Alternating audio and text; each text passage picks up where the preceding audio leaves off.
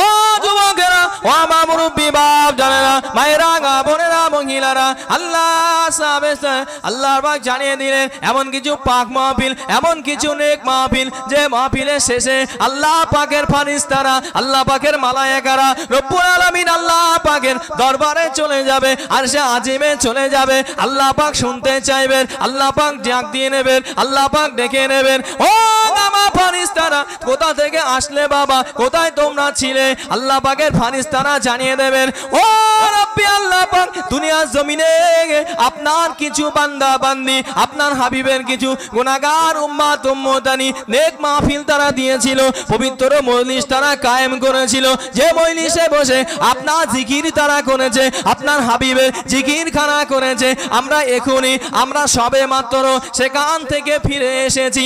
ও রব্বি আল্লাহ পাক, আল্লাহ পাকের ফারিস্তারা আল্লাহ পাককে জানিয়ে দেবেন, আল্লাহর কাছে বলতে থাকবেন, আল্লাহ পাক ডাক দিয়ে নেবেন, আল্লাহ পাক ডেকে নেবেন। ও আমার মালাইকারা, আমার বান্দা বান্দিরা, তারা কি কোনো দাবি রেখেছে? তাদের মনের আশাটা কি, তাদের মনের কামনাটা কি? আল্লাহ পাকের ফারিস্তা জানিয়ে দেবেন, ও রব্বি আল্লাহ পাক দুনিয়ার জমিনে আপনার যে সকল বান্দা বান্দি, আপনার হাবিবের যে সকল উম্মত উম্মতানি সেই নেক মজলিসে হাজির ছিল, সেই নেক মজলিসে উপস্থিত ছিল, তারা দোয়া চেয়েছে, তাদের আবাবে আজদাত হইতে, তাদের বংশ হইতে যত মানুষ আপনার ডাকে সাড়া দিয়ে গহীন কবরে গিয়ে কাতারে কাতার খানা দিয়ে শুয়ে আছে, তাদের রুহের মাগফিরাতের জন্য আপনার কাছে দোয়া চাই। জোরে বলুন সুবহান, আর একটু জোরে বলুন সুবহানাল্লাহ। ও যুবকেরা, ও আমার মুরব্বী বাপ জানেরা, মায়েরা গা বোনেরা মহিলারা, আল্লাহ পাকের ফারিস্তারা আল্লাহ পাককে জানিয়ে দেবেন, আল্লাহ পাক জানিয়ে দেবেন, আল্লাহ পাক শুনিয়ে দেবেন। ও আমার ফারিস্তারা, আমি আল্লাহ আজকে তোমাদের সাক্ষী রাখলাম, আমি আল্লাহ পাক আজকের দিনে তোমাদের করে জানিয়ে দিলাম, আমার সেই সকল বান্দা বান্দি, আমার হাবিবের সেই সকল গুনাহগার উম্মত উম্মতানির মনের আশাটাকে, মনের চাওয়াটাকে আমি আল্লাহ পাক কবুল করে নিয়ে তাদের বংশ থেকে যত মানুষ আমার ডাকে সাড়া দিয়ে গহীন কবরে চলে গিয়েছে, আমি রব্বুল আলামিন আল্লাহ পাক তাদের কবরের তামাম আযাবকে মাফ করে দিলাম। জোরে বলুন সুবহান, আর একটু জোরে বলুন সুবহানাল্লাহ। তাহলে এই মজলিসের শেষে আল্লাহ পাকের ফারিস্তারা আল্লাহর কাছে চলে যাবে। হায়রাতে ওমরে ফারুক রাদিয়াল্লাহু তাআলা আনহু, ও যুবকেরা, ও আমার মুরব্বী বাপ জানেরা, মায়েরা গা বোনেরা মহিলারা, আল্লাহ রাসূলের সাহাবী হায়রাতে ওমরে ফারুক, হায়রাতে ওমরে ফারুক রাদিয়াল্লাহু তাআলা আনহু হুজুরের খেলাফত আমলে হুজুর নেওয়ানদের যুদ্ধে হায়রাতে সানিয়া রাদিয়াল্লাহু তাআলা আনহুকে খেলাফতি নিযুক্ত করে পাঠিয়ে দিলেন। যুদ্ধ চলতে চলতে মুসলমানদের মধ্যে কোনো পরিবর্তন আসে না, মুসলমানদের কোনো পরিবর্তন আসে না।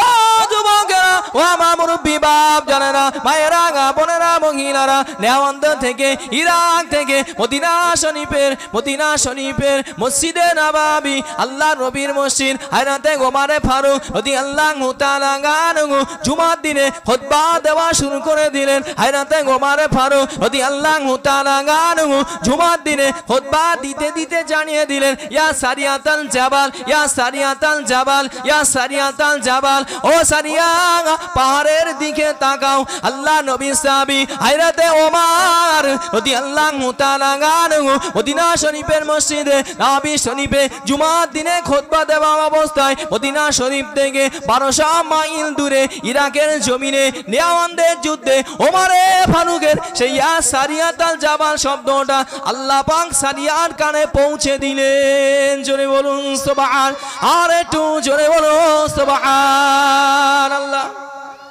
ওমরে ফারুকের খেলাফত চলছে মদিনা শরীফ থেকে নেওয়ান অর্থাৎ ইরাক 1200 মাইল দূর, একটু অর্ধেক রাস্তা। হযরত আব্দুল্লাহ রাদিয়াল্লাহু আনহু ছুটে ছুটে চলে গেলেন।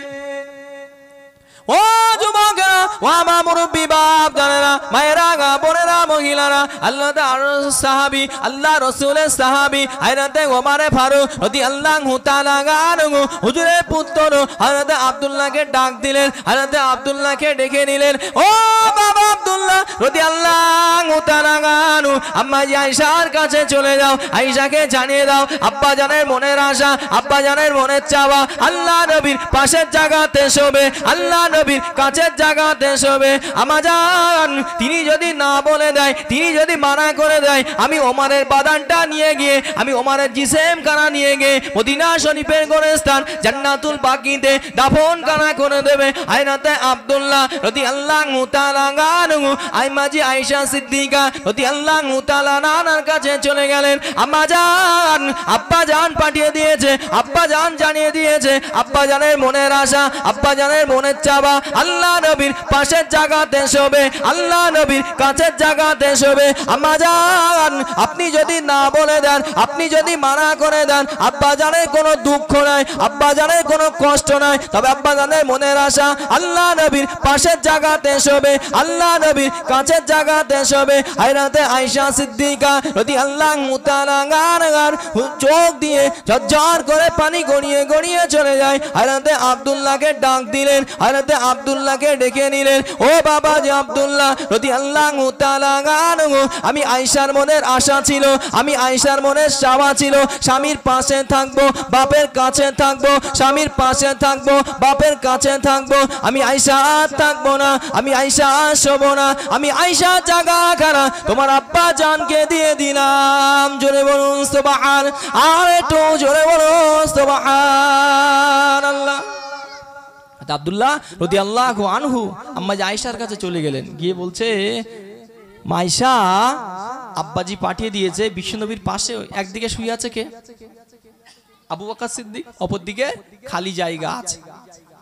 রসুলের বাম পাশে দুইজন শুয়ে আছে, একটু আকপিচ করে, ডান দিক বাম দিক নয়, বাম সাইডে দুইজন আছে, একটু আকপিচ করে। আল্লাহ নবী সাহাবায়ে আলী রাদিয়াল্লাহু আনহু জানিয়ে দিলেন, ও যুবকেরা, ও আমার মুরব্বি বাপ জানেরা, মায়েরা, বোনেরা, মহিলারা, আল্লাহ নবী মদিনা শরীফের মসজিদে সাহাবাদের নিয়ে ওয়াজ করে, আল্লাহ নবী সাহাবাদের করলে বায়ান করে। আল্লাহ নবী ডাক দিলেন, আল্লাহ নবী ডেকে নিলেন, ও বাবা আবু বকর রাদিয়াল্লাহু তাআলা আনহু, আমি নবী আমার কাছে আসেন বাবা, আমি রাসূলুল্লাহ আমার কাছে আসেন বাবা, আসসালাতু আসসালামু আলাইকা।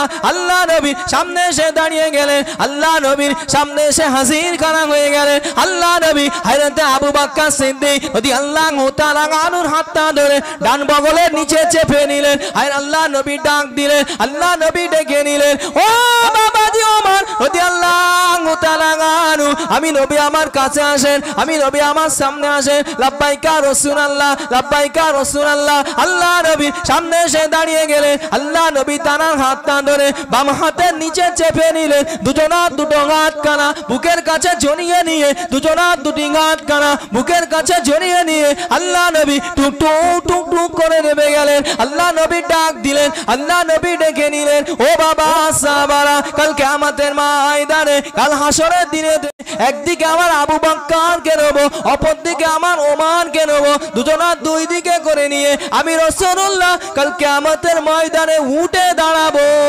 জোরে বলুন সুবহান, আর একটু জোরে বলুন সুবহানাল্লাহ। আলী রাদিয়াল্লাহু আনহু বলছে, বিশ্বনবী মদিনার মসজিদে আমাদের নিয়ে বায়ান করতেন, আর বিশ্বনবী আবু বকরকে ডাকতেন। আবু বকর সামনে দাঁড়াতো, আবু বকরের হাত ধরে বাম বগলের নিচে, বাম হাতের ডান হাতের নিচে চেপে নিতেন। তারপরে ওমরকে ডাকতেন, ওমর ফারুক আসতো, ওমরের হাতটা নিয়ে বাম হাতের নিচে চেপে নিতেন। দুজনের দুটো হাতকে আল্লাহ নবী বুকের কাছে এইভাবে জড়িয়ে নিতেন। হুজুর আমার গভীর রজনীতে উঠে দাঁড়ালেন। ও যুবকেরা, ও আমার মুরব্বি বাপ জানেরা, মায়েরা, বোনেরা, মহিলারা, আল্লাহ রাসূলের সাহাবী গভীর রজনীতে মদ পান করার জন্য যখন উঠে দাঁড়ালেন, হুজুর আমার চিন্তা করলেন, মদের গ্লাসটা হাতে নিয়ে যখন গালে দিতে যাবেন, হুজুর আমার চিন্তা করলেন, আজকের রাতে যদি আমি মদটা পান করি, আগামীকাল সকালে আল্লাহ নবীর দরবারে যাব, আল্লাহ নবীর কাছে যাব। আল্লাহ নবী যদি আমাকে জিজ্ঞাসা করে, আল্লাহ নবী যদি আমার কাছে জানতে চায় আমি কি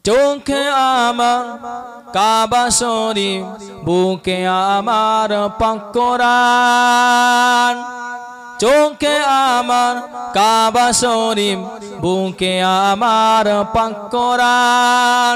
কোথায় গেলে পাবো নবীকে, কোথায় গেলে পাবো নবীকে, বলে দাও গো মেহেরবান। চোখে আমার কাবা শরীফ, বুকে আমার পাক কোরআন। ঘুমিয়ে আমি স্বপ্ন দেখি, কে যেন কি বলতেছে। ঘুমিয়ে আমি স্বপ্ন দেখি, কে যেন কি বলতেছে। একটি উজ্জ্বল পিণ্ডর ছবি আমার চোখে ভাসতেছে। কিসে ও যে বলো একবার, কিসে ও যে বলো একবার, বলে দাও গো মেহেরবান। চোখে আমার কাবা শরীফ, বুকে আমার পাক কোরআন। চোখে আমার কাবা শরীফ, বুকে আমার পাক কোরআন। ফারিস্তারা এসে বলে আজকে মোদের খুশির দিন। ফারিস্তারা এসে বলে আজকে মোদের খুশির দিন। ধরার বুকে তাশরীফ আনবেন রহমাতাল লিল আলামিন। ধরার বুকে তাশরীফ আনবেন রহমাতাল লিল আলামিন।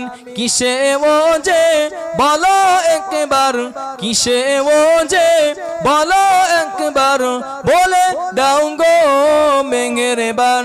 চোখে আমার কাবা শরীফ, বুকে আমার পাক কোরআন। চোখে আমার কাবা শরীফ, বুকে আমার পাক কোরআন। আল্লাহুম্মা সাল্লি আলা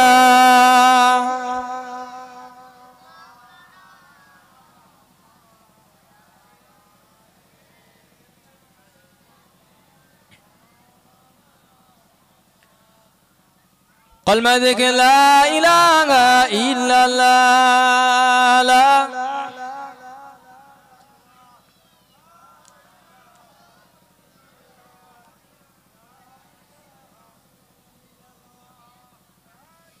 আমার ভাইরা, বাপজিরা, মায়েরা, বোনেরা ভালো হয়ে যায়। রাসূলুল্লাহ সাল্লাল্লাহু আলাইহি ওয়াসাল্লাম সোনার জবানে একটা হাদিস বলবো, একটু তাশরীহ করব, ছেড়ে দেব ইনশাআল্লাহ। হুজুর বললেন ইউশারুন নাসু ইয়াউমাল কিয়ামাতি, ইউশারুন নাসু বিয়াউমাল কিয়ামাতি হুফাতান উরাতান গুরলা। ইউশারুন নাসু ইয়াউমাল কিয়ামাতি, কিয়ামতের ময়দানে আল্লাহ পাক আমার উম্মতদেরকে তুলবেন, জমা করবেন। হুফাতান উরাতান গুরলা। হুফাতান কি অবস্থায়? খালি পায়ে, খালি পায়ে। উরাতান উলঙ্গ অবস্থায়, আর গুরলা খাতনাবিহীন অবস্থায়। অর্থাৎ কামা খুলিকু, যেমন ভাবে তোমাদেরকে সৃষ্টি, যেমন ভাবে সৃষ্টি করা হয়েছে। আমরা যখন মায়ের পেট থেকে এসেছি আমাদের খাতনা হয়েছিল না কি গো? আমাদের গায়ে জুব্বা ছিল, জামা ছিল? ছিল না। পায়ে জুতো ছিল? ছিল না। তাহলে যেভাবে কামা খুলিকু, যেমন ভাবে তোমাদের আল্লাহ পাক সৃষ্টি করেছে তেমন ভাবে কিয়ামতের ময়দানে আমাদের উঠতে হবে, তাই তো নাকি গো? তা কিয়ামতের ময়দানে যখন আমরা উঠবো, আল্লাহর সামনে যখন আমরা দাঁড়াবো, দাঁড়াতে হবে না? আল্লাহ বিচার শুরু করবে, করবে তো? আল্লাহ পাক বিচার শুরু করবেন, কিন্তু এই বিচারের ময়দানটা হবে 50,000 বছর। ক বছর? 50,000। কাল কিয়ামতের ময়দানে বিচার যখন শুরু হবে না, ও যুবকেরা, ও আমার মুরব্বি বাপ জানেরা, মায়েরা, বোনেরা, মহিলারা, কাল কিয়ামতের ময়দানে মাশারের দিনেতে আল্লাহ পাক যখন মানুষদেরকে কবর থেকে তুলবে, ইয়াওমা ইয়াকুমুন নাসু লিরাব্বিল আলামিন, तमाम মানুষগুলো আল্লাহর সামনে দাঁড়িয়ে যাবে। ও যুবকেরা, ও আমার মুরব্বি বাপ জানেরা, মায়েরা, বোনেরা, মহিলারা, আপনি যখন কবর থেকে উঠে দাঁড়িয়ে যাব, আমাদের গোনা পরিমাণে আমাদের ঘামটা হয়ে যাবে। কারোর বা মাথা পর্যন্ত ঘাম হবে, কারোর বা বুক পর্যন্ত, কারোর বা নাভি পর্যন্ত, কারোর বা কোমর, কারোর বা হাঁটু, কারোর বা টাকনু পর্যন্ত ঘামেতে সবাই হাবুডুবু খেতে থাকবে। কাল কিয়ামতের মাঠে ময়দান ময়দানে মাশারে রব্বুল আলামিন আল্লাহ পাক 50,000 বছর ধরে বিচারখানা করবে। এমন অবস্থায় আমরা উঠে যাব, বিচার আল্লাহ শুরু করবে, শেষ করবে 50,000 বছর পরে। আজকে পৃথিবী একটা সূর্যের তাপ, লক্ষ লক্ষ কোটি কিলো মাইল দূরে, আমরা তার তাপ সইতে পারি না। কাল কিয়ামতের মাঠে ময়দানে মাশারে 12টা সূর্য মাথার উপরে এসে কিরণ দিবে, 1 কিলোমিটার নিচে চলে আসবে, এসে কিরণখানা দিবে, মাথার হিনুগুলো টকবক টকবক টকবক করে ফুটতে থাকবে।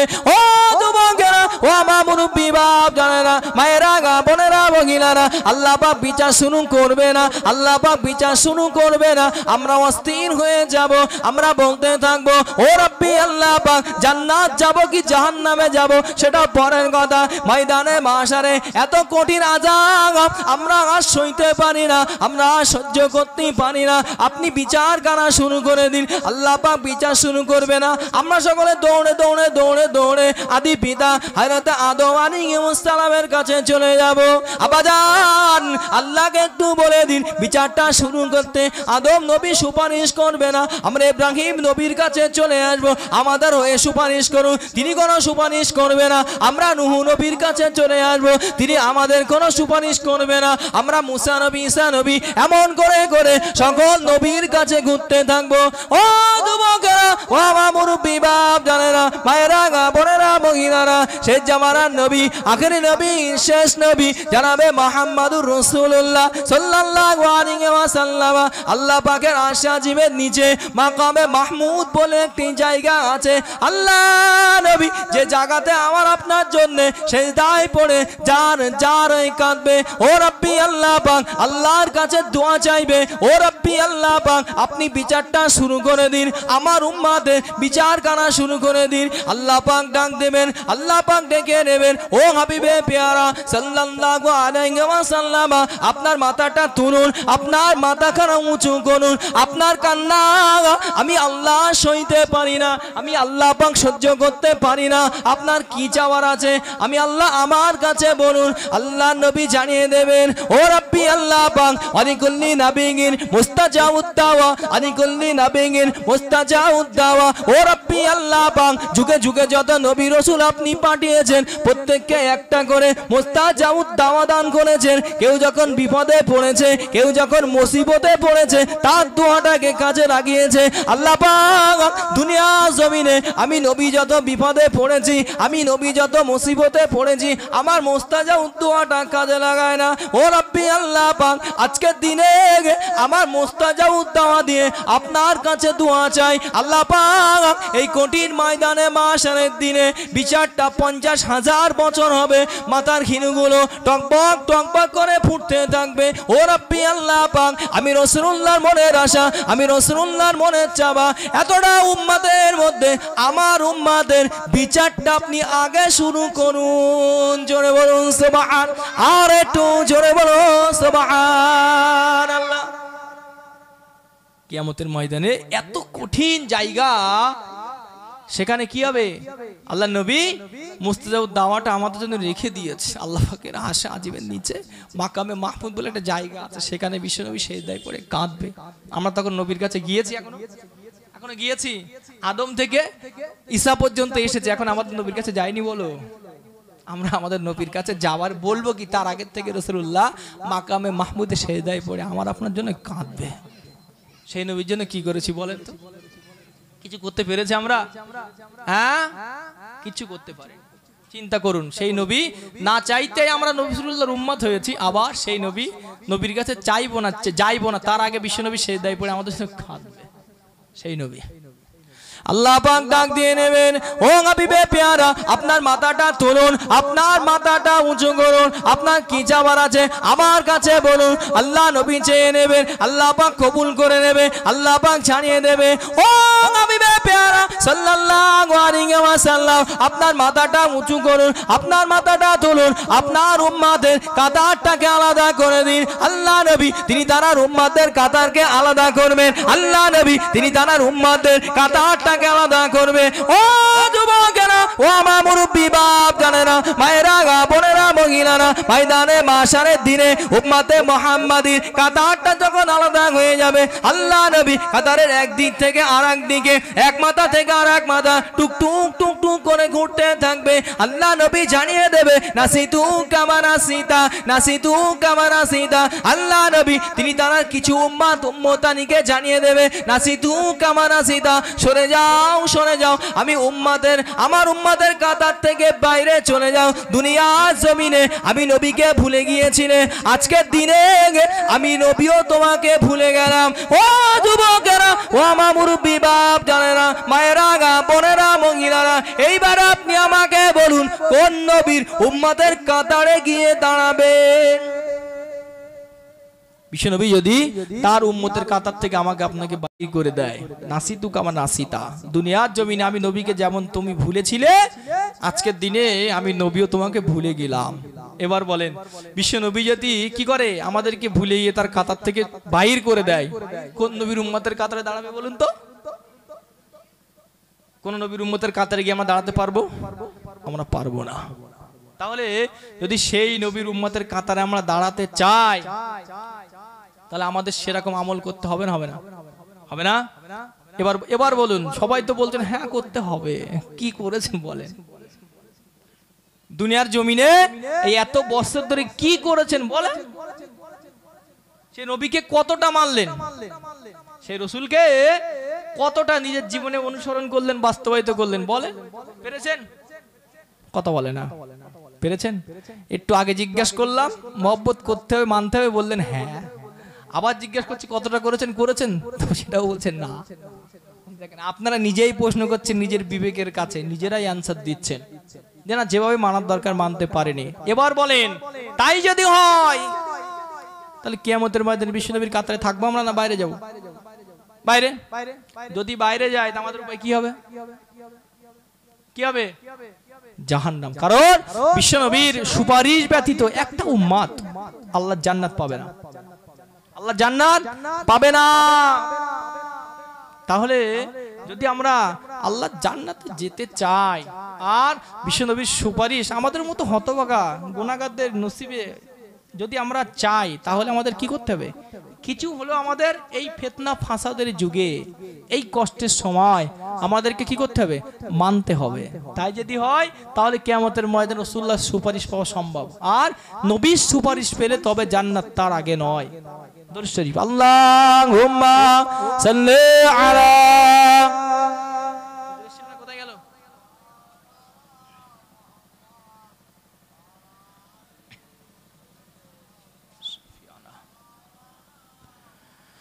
আল্লাহুম্মা সাল্লি আলা।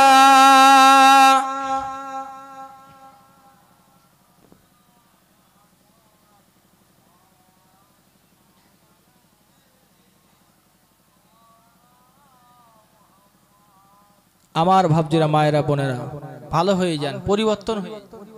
কারণ এই পৃথিবীর জীবন আমাদের ক্ষণস্থায়ী, তাই তো? পৃথিবীর জীবন আমাদের ক্ষণস্থায়ী, আর পরকালের জীবনটা আমাদের চিরস্থায়ী।